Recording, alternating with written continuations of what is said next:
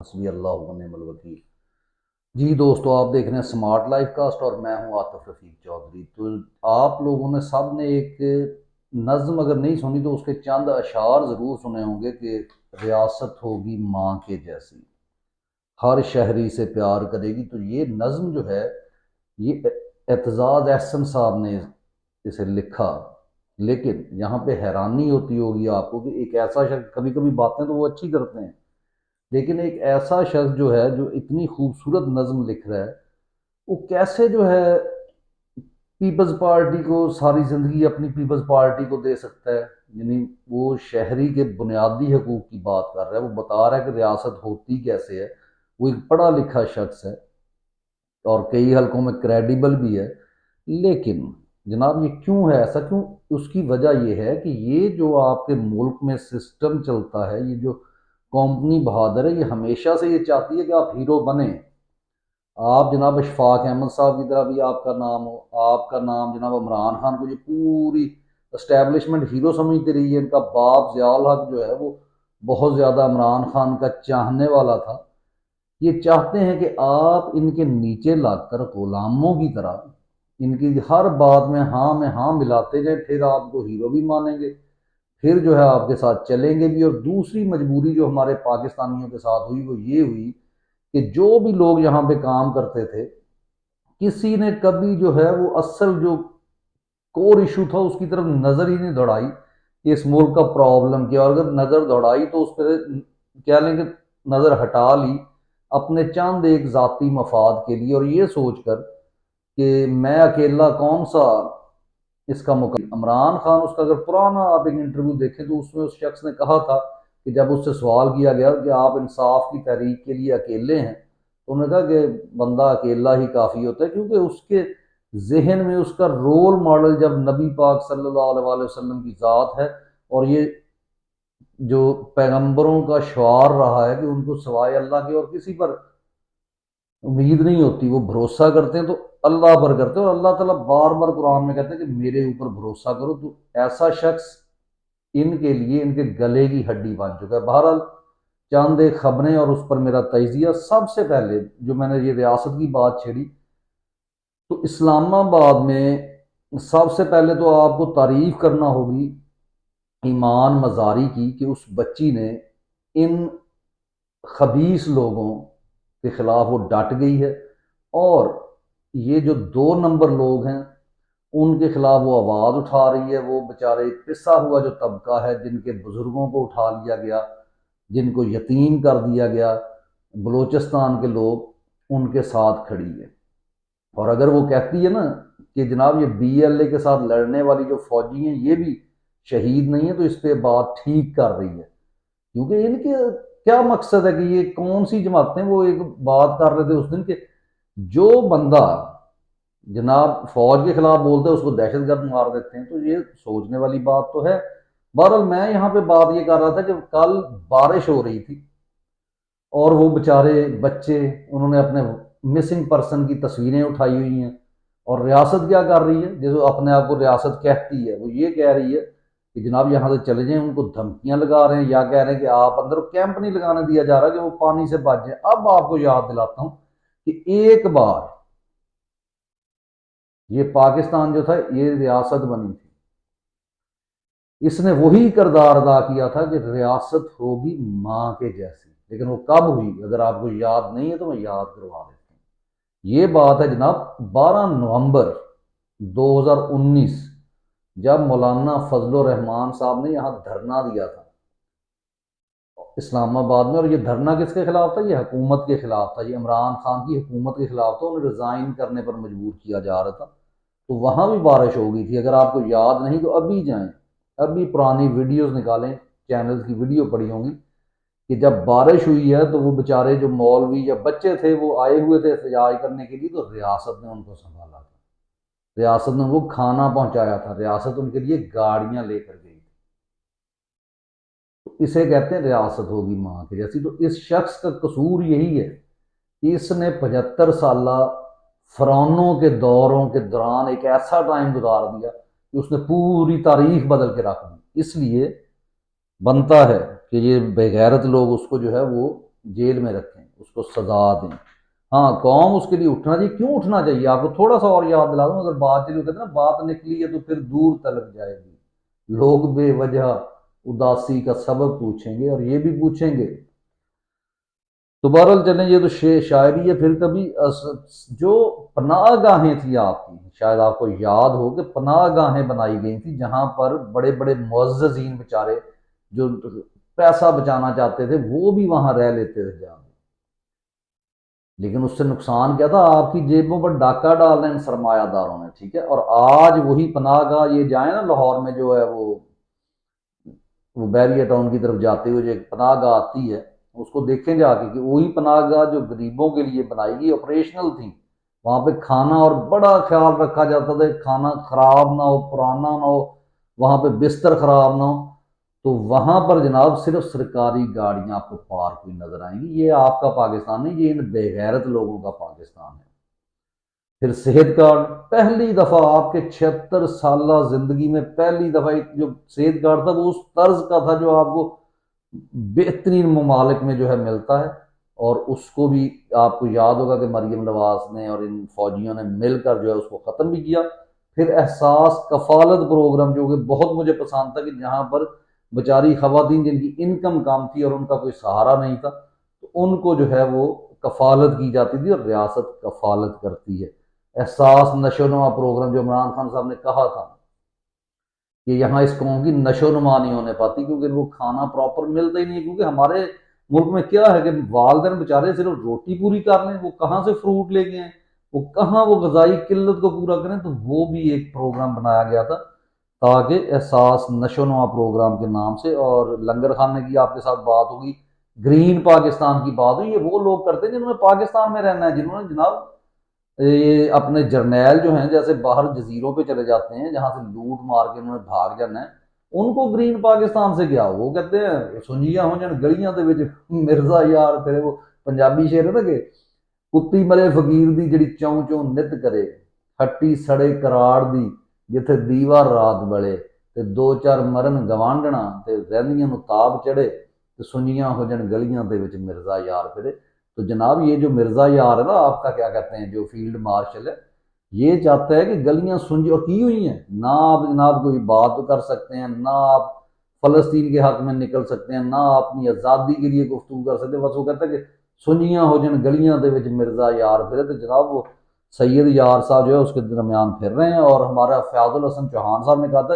کہ مجھے فخر ہے اس شخص پہ، کیونکہ وہ فیاض الحسن چوہان بھی بے غیرت اسی طرز کا اور ایسے ہی گھرانے سے اس کا تعلق ہے، اور آ کے 2 نمبری کرتا ہے، بے غیرت شخص جی۔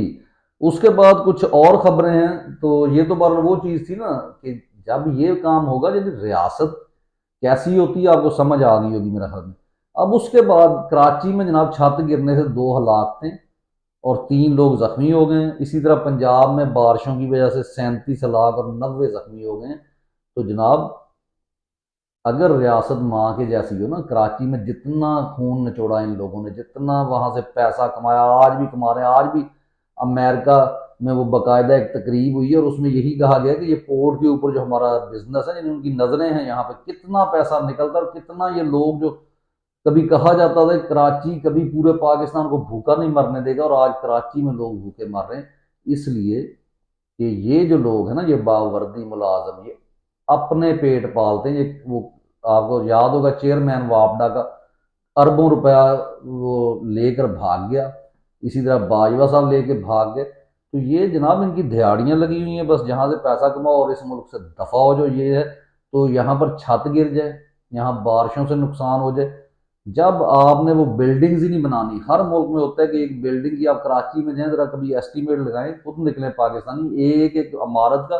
جس کی عمر جو تھی کہا گیا تھا جب اس وقت بنی تھی کہ یہ 30 سال ہے، اس کو 50 سال ہو گئے جناب۔ اس لیے یہاں پہ تو کچھ بنانا نہیں، انہوں نے تو وہ بیلجیم میں جزیرے بنانے ہیں، انہوں نے جناب وہ دنیا میں جا کے پیسہ کمانا ہے، اور باقی یہ جو ہے وہ اپارٹمنٹس ہیں ان کے لنڈن میں، وہ وہاں چلے جائیں گے رہنا۔ تو میں نے آپ جیسے لوگوں نے نا، تو ہمارے اوپر یہ چھتیں ہی گرنی ہیں۔ اور ویسے بھی وہ شعر ہے کہ اتنا خوف ہے لوگوں کو چھت گرنے کا، صحرا میں بھی ہاتھ اٹھائے۔ جی اگلی خبر ہے کہ شہباز شریف صاحب نے جناب اتھارٹیز کو حکم دیا ہے کہ وہ کسانوں کو آسان قرضہ دیں، یعنی یہ وہ منافقت ہے، یہ وہ کیا کہتے ہیں نا لگڑ بگڑ قسم کا بندہ ہے جس کو یہ دوسرے لگڑ بگڑ لے کے اور ہمارے سروں پر اس کو مسلط کر دیا، اس بے غیرت شخص کو۔ یعنی تم کسانوں کو آسان، میں نے ایک دفعہ پہلے آپ کو کہا تھا کہ یعنی یہ جیسے بتایا نا کہ یہ پلاٹ ہیں، یہ امریکن اڈا ہے، یہ فلاں چیز ہے، تو دوست پوچھتے تھے کہ لوگ کیا ہیں؟ لوگ ان کے لیے جناب کسٹمرز ہیں۔ یعنی آپ نے جب ایک قبضہ کیا ہوا تو اپنی مصنوعات، اپنا پیسہ کمانے کے لیے جو انہوں نے پورے کاروبار کے اوپر قبضہ کیا، تو وہاں پہ کسٹمرز بھی تو ہونے چاہیے نا جن کو یہ سیل کرنا ہے۔ تو اب کسٹمرز کا نقصان کر کے، یعنی ان کسانوں سے گندم میں نقصان کروا کے، ان کی اور فصلوں میں نقصان کروا کے، جو آپ کو سارا کچھ پہلے بتایا جا چکا ہے کہ کس طرح امپورٹ اور کبھی ایکسپورٹ کر کے، اور پھر اپنے کسانوں کی جو فصلیں ہیں ان کو سستی کر کے، ٹھیک ہے۔ تو اب ان کو کیوں دیا جا رہا ہے پیسہ؟ تاکہ ان پر بھی شکنجہ کس دیا جائے کہ یہ بھی جو ہے اس سے نہ نکل سکیں۔ تو ان کو دیا جا رہا ہے کہ دوبارہ محنت کرو اور ہمارے لیے کام کرو۔ وہ جیسے فرانس میں انقلاب آنے سے پہلے یہی ہوتا تھا کہ ان کا 99% لوگ جو ہے وہ، سوری 99 کہہ رہا ہوں، 95% لوگ محنت مزدوری کرتے ہیں صرف 5% لوگوں کا پیٹ پالنے کے لیے۔ تو یہ ہو رہا ہے جناب۔ اور اس کے بعد ہے ہمارے ایک ایڈیٹر صاحب ہیں جناب ڈان اخبار کے، انہوں نے ایک ایڈیٹوریل لکھا ہے،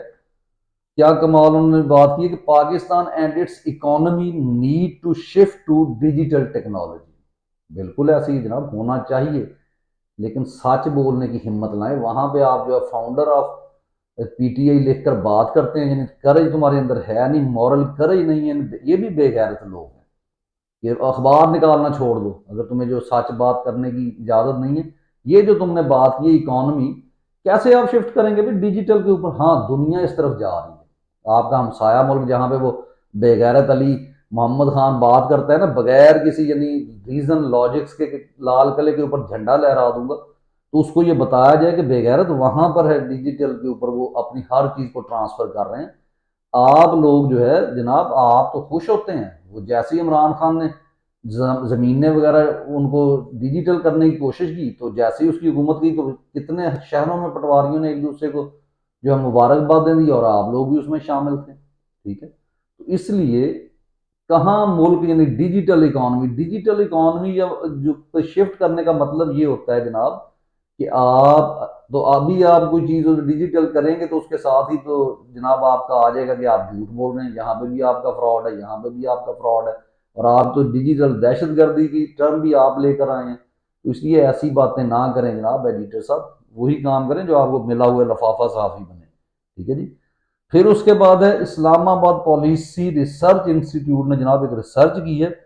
اور بہت زیادہ اس کو پروپگیٹ کیا جا رہا ہے۔ اس کا ریسرچ میں کیا انہوں نے کہا ہے کہ has depend the political division. تو یہ سٹڈی ہے، خیر یہ ہمارے بچوں نے کی ہے، اس پہ تو تعریف بھی ان کی بنتی ہے، اور لیکن اس کو اور ڈیپن جو ہے اگر آپ نے کہا تو اور ڈیپ جائیں، اس کو دیکھیں کہ پولیٹیکل ڈویژن کیا ہوئی ہے۔ یہ وہاں پہ بتایا گیا کہ پہلے 30 ملین تھے، اب جو ہے نا وہ ڈراسٹیکلی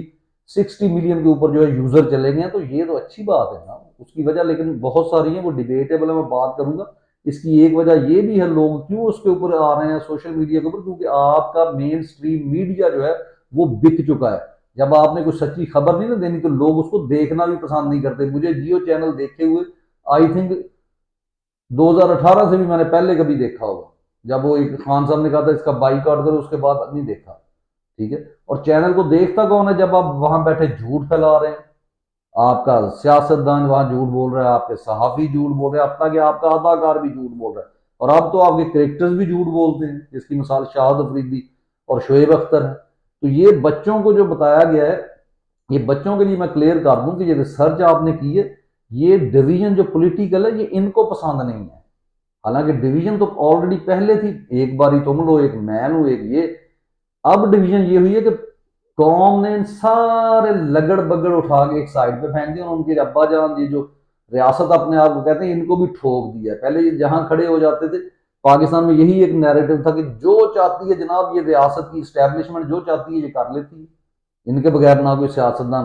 وہ آ سکتا ہے۔ لیکن پہلی دفعہ لوگوں نے بتا دیا کہ تم جو ہے کعبے کی چھتوں سے لٹک جاؤ، ہم پھر بھی تمہارے خلاف ہیں، تم جو مرضی تم پاکستان کو شیشے کا بنا دو تب بھی یہ لوگ تمہارے خلاف ہیں، ٹھیک ہے۔ تو یہاں پر ہوا کیا ہے کہ جو میں ہمیشہ کہتا ہوں کہ پولرائزیشن ضروری ہے، یہ ڈویژن ضروری تھی، کیونکہ آپ نے ایک طرف کھڑے ہونا ہے حق کے ساتھ اور دوسروں نے دوسری طرف کھڑے ہونا، تو ڈویژن تو آپ صحیح ہوئی ہے۔ اگر آپ سچے لوگ ہو نا، یہ جو ملٹری اسٹیبلشمنٹ ہے، تو اس نے وہ تمام گندے لوگ جن کو آپ کہتے تھے کہ جی ہم تو نہیں لاتے، یہ لے کے آتے، وہ آپ لے کے آتے تھے زرداری جیسے لوگ، ان کو اٹھا کے لوگوں نے ایک ڈسٹ بن میں پھینک دیا، ٹھیک ہے۔ تو یہ پولیٹیکل ڈویژن ہے۔ اب ہر بندہ آپ کی جو ہے پالیٹکس میں حصہ لے رہا ہے۔ آج قائد کا خواب پورا ہو گیا، اور قائد کا قتل کا بدلہ نہیں لیا جائے گا، فاطمہ جناح کے قتل کا بدلہ نہیں لیا جائے گا، یہ جو اس میں انوالو تھا اس سے لیا جائے گا، اور ان کی اگلی جو نسلیں ہیں ان سے بھی ہر ایک بدلہ لیا جائے گا۔ تو بہرحال اجازت دیجیے، اللہ حافظ، پاکستان زندہ باد۔